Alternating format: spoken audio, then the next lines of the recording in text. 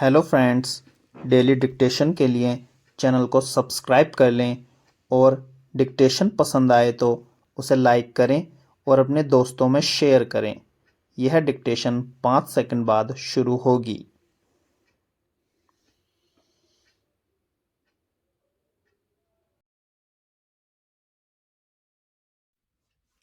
Start. हाल के दिनों में ट्रेनों की लेट लतीफ़ी, इसके परिचालन में अव्यवस्था और आए दिन होने वाले हादसों से फिर यही सवाल उठा है कि आधुनिकीकरण और अंतर्राष्ट्रीय स्तर की सेवा मुहैया कराने के दावे के बरक्स भारतीय रेल कहाँ है। फ़िलहाल हालत यह है कि राजधानी दिल्ली से खुलने वाली ट्रेनें समय से नहीं खुल पा रही हैं और कई कई घंटे देरी से चल रही हैं। राजधानी एक्सप्रेस जैसी गाड़ियां भी 15-16 या इससे भी ज़्यादा देरी से अपने गंतव्य पर पहुंची।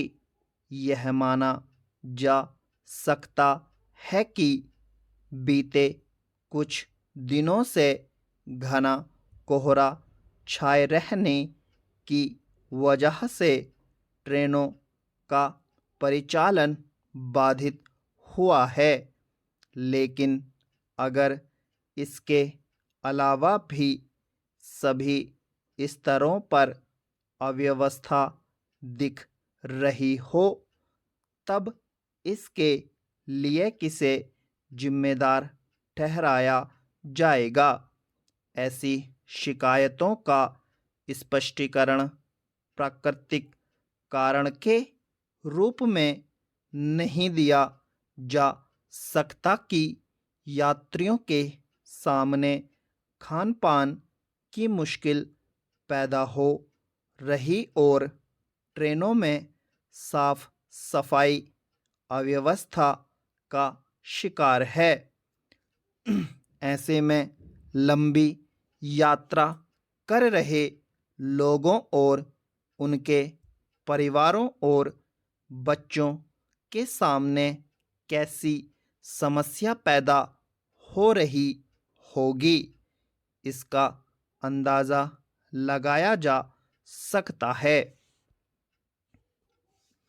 मौसम की वजह से उपजी मुश्किल एक पहलू ज़रूर है, लेकिन व्यवस्थागत रूप से प्रबंधन बेहतर हो तो समस्या और असुविधा कम की जा सकती है।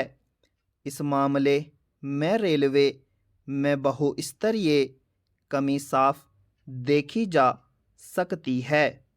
कहने को बीते कुछ वर्षों में कोहरे के दौरान भी ट्रेनों के परिचालन को सामान्य बनाए रखने के लिए कोहरा रोधी यंत्र के इस्तेमाल की बात कही गई, मगर आज भी अगर गाड़ियां अपने निर्धारित समय से 15, 16 या 20 घंटे देरी से चल रही हैं तो इसकी क्या वजह है। क्या ये यंत्र वास्तव में उपयोगी नहीं है या फिर ट्रेनों में इसे लगाने और उचित इस्तेमाल को लेकर प्रबंधन के स्तर पर कोई कमी है।